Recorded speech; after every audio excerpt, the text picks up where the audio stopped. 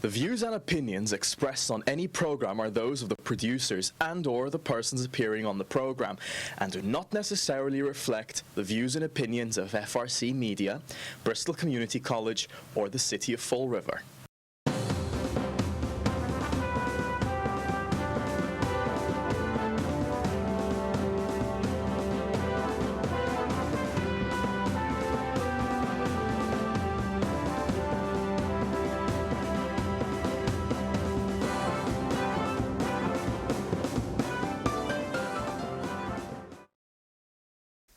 Well, hello, welcome to Spindle City Straight Talk. I'm Chip, and you're a little low, CJ. I said I'm CJ. There you go. And it is. I hate this manual stuff, and after the holiday, after not being here for 5 days, I'm kind of confused. And it is Wednesday, the day after the City Council meeting, where again they revealed how they waste the taxpayers' money. Yes, they did. But let's get into some quick information because people have been asking. Christmas tree pickup in Fall River. Christmas tree pickup in Fall River will be from Tuesday, January 3rd to Friday, January 6th, and Monday, January 9th to Friday, January 13th. And big note from the city, wrapping paper is not recyclable and should be in the trash.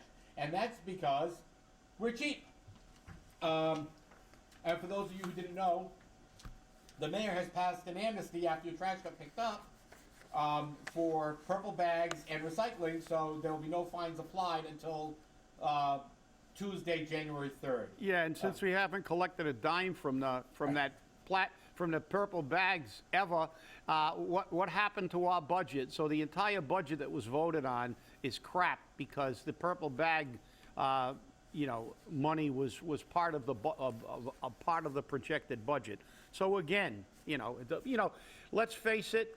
The city budget is all BS. Always has been BS, always will be BS. And they proved it last night, which we'll get into in a minute. That's right. Marc Dion came out with a great column on the day after Christmas, Monday. And he called it Living and Dying, Employed but Still in Poverty. And you know what? I'm not even going to get into reading it because he's absolutely right. No matter how employed you are in Fall River, you're still a poor sucker. And you're really not even going to make yourself out anything because guess what? Fall River drains the life out of its citizens. Yeah. But I would recommend that you get a hold of Mark's column and take a peek at it. Yeah. Okay. And it's right. But, it's half right. There was a time when Fall River was employed but still fairly poor. It wasn't a rich city, but everybody had at least a job. Maybe they weren't the greatest jobs, but then it stimulated the economy. And we had stores and businesses and things. Now what the problem is, we have people that are underemployed, employed with very poorly paying jobs. We maintain the lowest household income in the state for a city of our size, or maybe of any city in the Commonwealth. And that's problematic because the people who did elevate that household income have all moved out. Anybody that could move out basically did move out. And this is the problem. We have a low unemployment rate now because of, you employ a few people temporarily and the unemployment rate plummets because we have so few people left in the city that work. We're importing all the people that don't work. So, the old adage, figures don't lie, but liars can figure. Data can determine anything you want. I mean, about 5 or 6 years ago, United Health was fined, I think, $500 million for falsifying data in order to raise prices in their health care plan. So, you can't trust a lot of data, just like you can't trust the city budget, because unlike you and I, the city is never held accountable. This is true, and, it gets interesting. Now, there was supposed to be a meeting today of the planning board that was being pushed by the Fall River Office of Economic Destruction, which I thought was quite interesting. Because there was no posting. So I got a hold of Bill Kenny and I said, look, this is a public hearing. There's no posting. Oh, well, we canceled it. Well, you didn't tell anyone you canceled it. It appeared in the Herald News on December 19th. Actually, December 18th, correct that.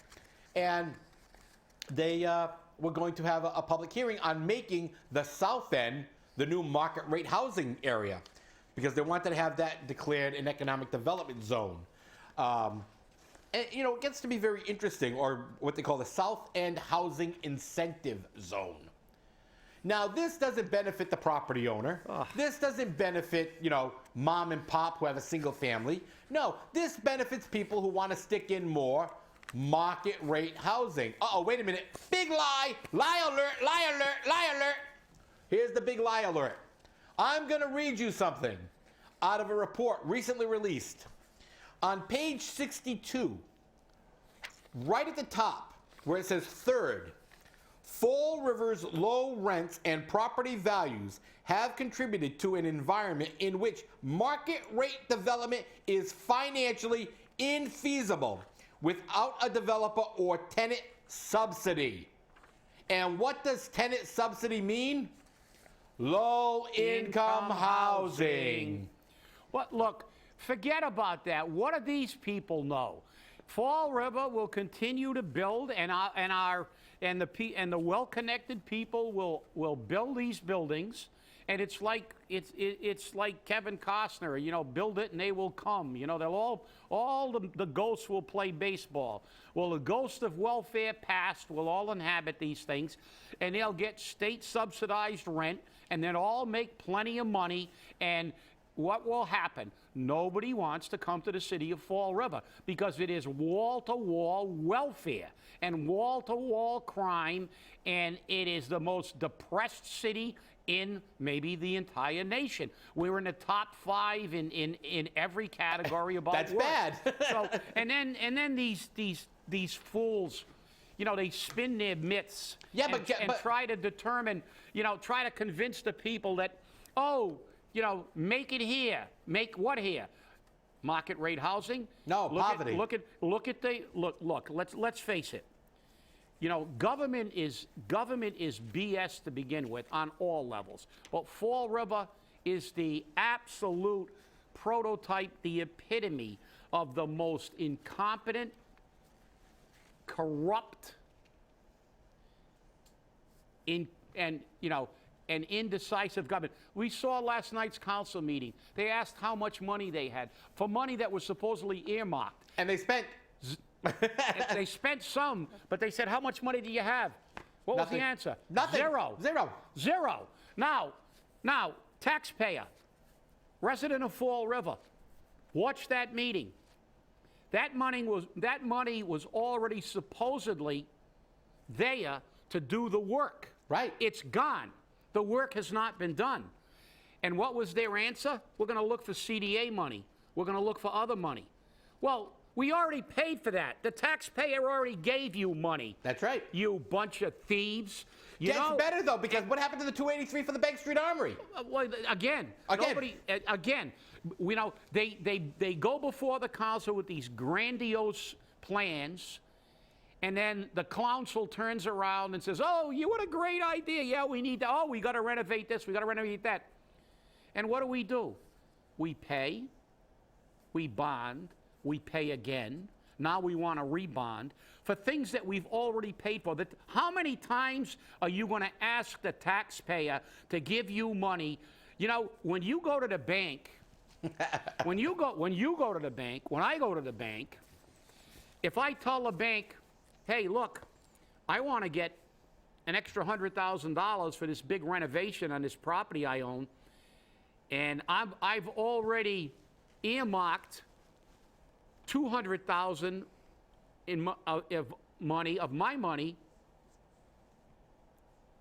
to put into renovations, and the bank says, okay, let me see the $200,000. Well, I don't really have it. Well, how can you say you had it? Well, because I did have the money, but it's gone. But I did have it. And the bank's going to say, beat it. You don't get anything because you can't handle money. But you know what the city of Fall River does? They come back and say, hey, we spent it. Can you smell an independent audit? Can you smell forensic? You realize why for years we've been saying we need a forensic audit? These people are criminally malfeasant with your money. How much money are they going to give you for the Bank Street Armory and nothing gets done, and then they ask for more taxpayer money? How many times are they going to bond for the same thing? What happened to the original money? Nobody knows. Well, and you know, a good point was brought up though, because they want to fix this building that they don't have the money for, but they said, but you want to buy a building across the street that you have the money for. Yeah, but remember, somebody's going to make money on that building across the street. So, you know, but this is the problem. You can't do that. I can't do that. But, you know, it is outrageous. I know. What they do to the taxpayer in this city. And the city council approves these things. Yeah. And it's like, really? You want a bond? They didn't want to put the bond on the ballot. They don't want the taxpayer to speak. I mean, you know, Kathy Ann and the crew, heaven forbid we let the people decide how we spend their money. Oh, and then, of course, the threat came out that if the people don't vote for this bond, EPA is going to sue us. Hey, you know what? Let me get to this last line in this about market rate housing. Okay? It is unlikely that the type of market rate unsubsidized development desired by some stakeholders will be possible. But Ken Fiola is spewing the lie. Mayor Correa is spewing the lie. And this report even goes further, saying that the type of high-income households that you want will not come here. You're not going to change Fall River by bringing them here. You've got to improve the property values here by home ownership locally. Ooh, who's been saying that? Who's been saying that, Chip? And who commissioned this study? Oh, Representative Carol Fiola. Yeah, and who's advocating something that's in direct conflict with this report? Vice President of the Fall River Office of Economic Destruction, Ken Fiola. There you go. There's politics, everybody. The wife tells you we can't do it, and the husband does it. But there's no conflict. Sounds like a typical marriage. Oh, yeah. Beautiful. Okay. Well, and they're going to spend your money, and now they're going to ask for CPA money for something that we already supposedly had money for. Right. And that's disappeared, and nobody knows where it is. It's like the $44,000 I asked for from the 32B. They said that it was erroneously put in the city. And I said, well, where was it put? I want it to track. I've been waiting. So now that the new year, I'm going to present the city Happy New Year. I'm going to file a complaint with the Attorney General and the DOR, basically saying that, look, they violated the law and they took employee money that was supposed to be put in the employee trust fund and put it in city accounts, and they still can't tell me 8 months later where it went, well, they told me how it got there. They said it was mistakenly put in the wrong account by people. Like, you don't know, somebody comes in with a check for their health care, and it's their money, and you put it in the city fund, not their fund. Okay, I'll take that. Okay. You know, after 20 years, the people in City Hall still don't know where employee health care money goes. Well, that's your problem. You don't train the people, and so they should be held accountable. But the fact is, now our great financial team, Mary Sahadi and a band of merry men over there, they've had rob from the poor, give to the rich. Have had 8 months to find out where that money went and get me a document. I have the letter. They gave me the first two, the annual audit, which was a crap audit. It wasn't really an audit. But the part that really was important, like show me where you took misappropriated money and put it in a city, and I want to know where that money went and if it was used for anything. Never got an answer. Show me the money, baby. Just like the last time we sued them, and they said, oh, yeah, we have to admit under oath that we bought sheetrock and paint and stuff with employee money. But again, we pay 2, 3, 4 times. And you know something? Let the EPA sue us. Stop the threats. Because you know something? If the EPA sues us, every taxpayer in Fall River should go down to the city hall, sit and stage a sit-in in the mayor's office and say, take the money that we owe the EPA out of the salaries of everybody that works for you. Everybody that was complicit in losing this money, spending this money that was earmarked for a specific reason, and it was not used. That, at best, is malfeasance, and at worst, it's criminal. Well, you know, now that you bring that up, I saw a bumper sticker recently. Yeah. Make Fall River great again. I wonder if somebody's running for office. I don't know. Is Donald Trump running for mayor, too? I guess so. But I did, you know, the stickers are out there, so be looking for them. It's going to be interesting. Maybe. Now, Fall River South End, according to Pravda, is seeing a development boom.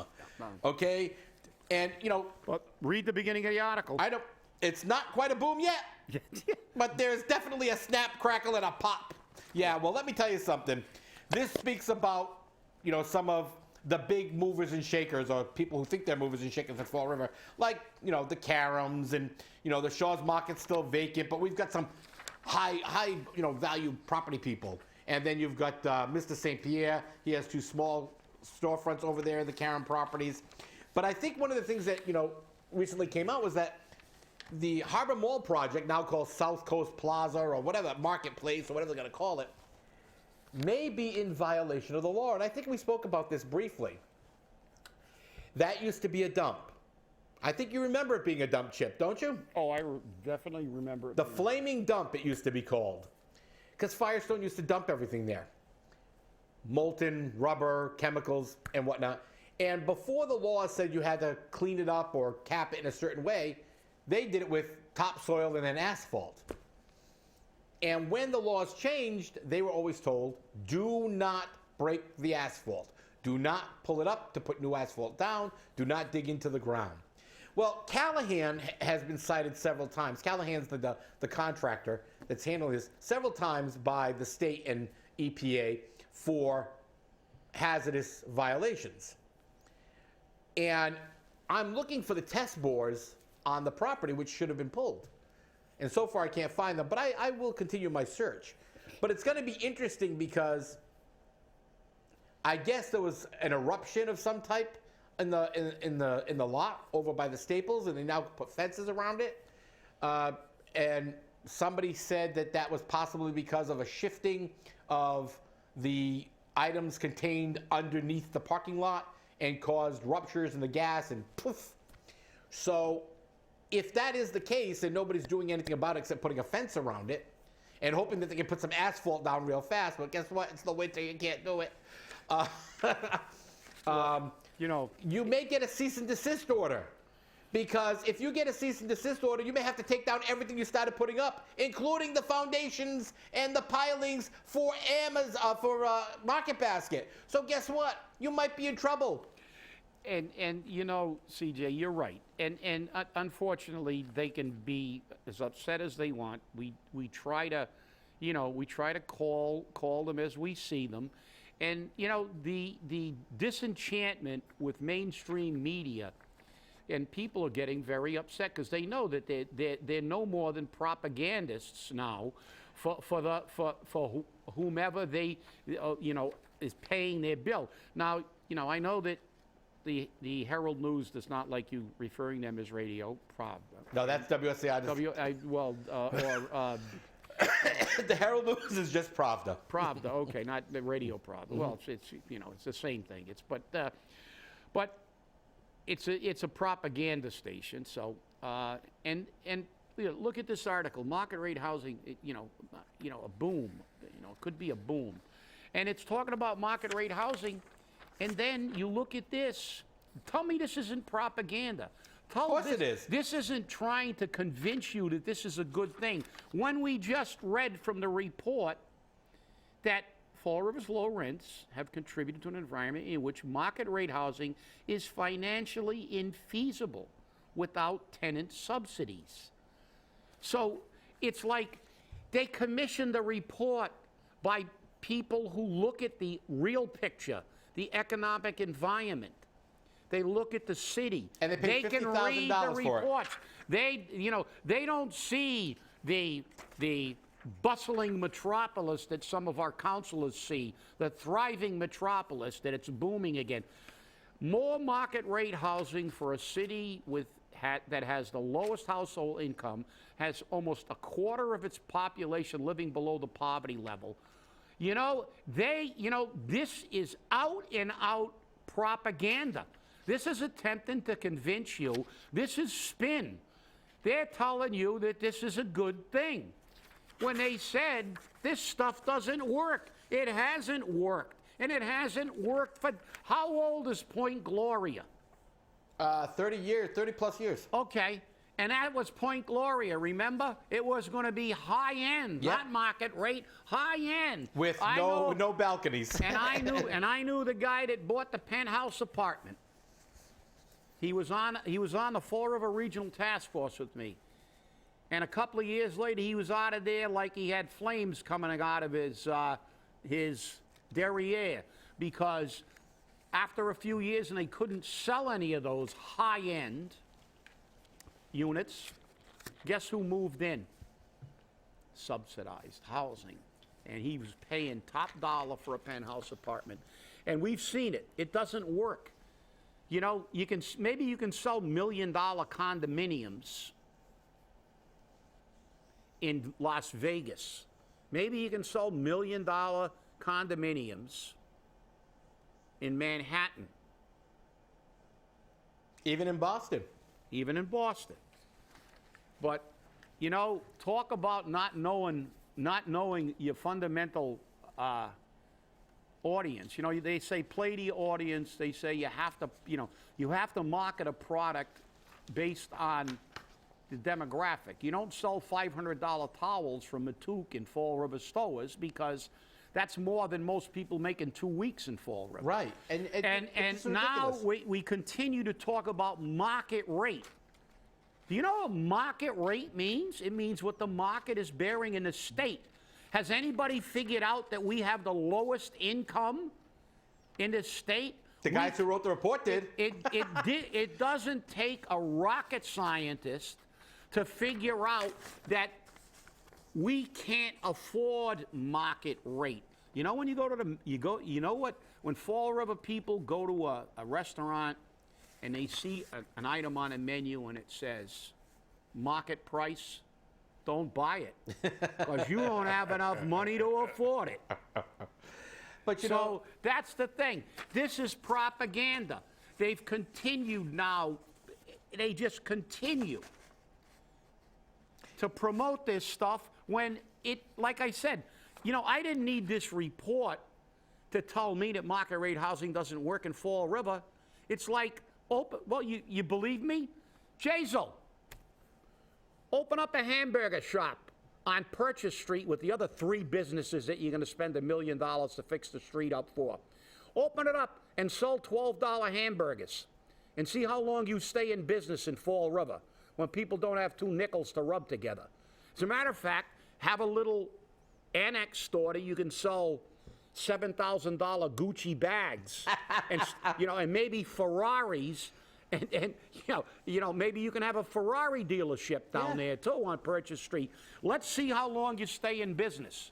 Well, and they wonder. And they're talking about bringing high-end stores into the new Harbor Mall. Let's see how long they stay in business. Well, I can understand that, though. I can understand that, though. Jerry Remy. I know. Jerry Remy. How long did he stay in business with a big name, one of the biggest names from this area, a Somerset boy who became a major league player, was a premier announcer for the Red Sox, and look, couldn't stay in business in Florida. Why? Not that people didn't want to go and absorb the Red Sox culture.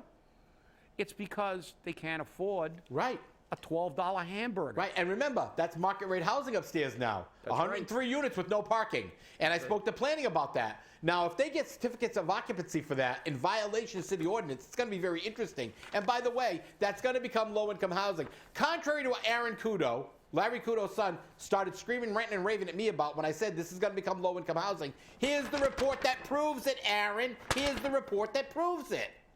We don't go off half-cocked on this show. We do our research. Now, while we're in the mode of South End, because this market rate housing is supposed to go into the King Philip Mill, I pulled the RFP, as I spoke about last week, and I actually pulled yesterday the contamination reports being provided to the demolition crews. Okay? And I have a question for you, Mr. Mayor, Mr. Administration. Why are contamination reports from 2015 being provided when your offices has a Phase 2 draft report from 2016 showing that the contamination level needs to be downgraded or upgraded, whichever term you want to use, to include the entire site and possibly Cook Pond? So why isn't that being provided to the demolition crews? Oh, because maybe you're going to see that the demolition cost is going to be much higher than you expected. Well, I've made available online the reports from the city and the Phase 2 draft report and the appendices. And all you got to do is go to the Spindle City Straight Talk page on Facebook, click on the links, and go read them. Oh, and by the way, Mr. Mayor, those have also been sent to the Environmental Response Action Team and at the EPA and DEN and DEP. So we'll see what happens, because to me, when I'm being told by somebody who reviewed them quickly, after I received them, he reviewed them in about an hour and a half, he called me and says, this seems to be almost criminal. He's not going to say it's criminal because that would be slander. He says, it seems to be almost criminal. Well, yeah. I have a problem with that. Okay? Because for some reason you have a bee in your bonnet on making about making this market rate housing. Boy, talk about an old expression. An old colloquialism. A bee in your bonnet. Yes. Well, wow. Okay, I got a bee in my bonnet because I'm looking at these slogans. This little test here. Pick the slogan. But I've got to say something, and we talked about this over the. Oh, you mean this pink thing? Yeah. Make Fall River great again. Let me explain something. Fall River was never great, okay? But the bumper sticker says it was. You can't make something again. The bumper sticker says it was. But look, and I'm not disrespecting Fall River. No. My parents were hard-working, blue-collar people. They deserved respect, as all the people who worked in the mills. But Fall River was always a city where the rich exploited the poor. It was always a poor city. It was a hard-working city. People could take pride in going to work. I think a movie said that. And that's right. And I always prided myself on figuring out how many movies get Fall River. We know that Donovan's Reef said it. Which was on last night. The Friends of Eddie Coyle. Yep. But then I was working around the house the other day, and I just had the TV on to have some background noise. And I had, which is not one of my normal favorite genres, I was watching an old movie, Love Story, with Ryan O'Neal and Ally McGraw. It's a movie I never really saw, the whole thing. But I caught a part that I stopped and I went, oh! And it was when Ryan O'Neal, who was supposed to be a rich, Bostonian, and it was dating Ally McGraw, who was from Cranston, Rhode Island. A blue-collar town, kind of like Fall River. And when he introduced her father, Ray Milland, who was an upper-crust Bostonian, of course, looked down at Ally McGraw. And when he introduced her to her father, his father kind of looked at her with a very condescending manner. And in order to give his father a dig, Ryan O'Neal said, oh, my father has business interests down near your area. He said he owns a few mills in Fall River where he exploits the workers. And I went, oh, I missed that one. And every time they talk about Fall River, it's about drunken brawlers or exploiting the workers. So let's keep things in perspective, people. Market rate housing doesn't work. Nothing works until people get jobs. Hey, I like this last one. Fall River, cooler, warmer, and hillier. Hey, we'll see you Friday. Have a great day and stay angry. And where's the money?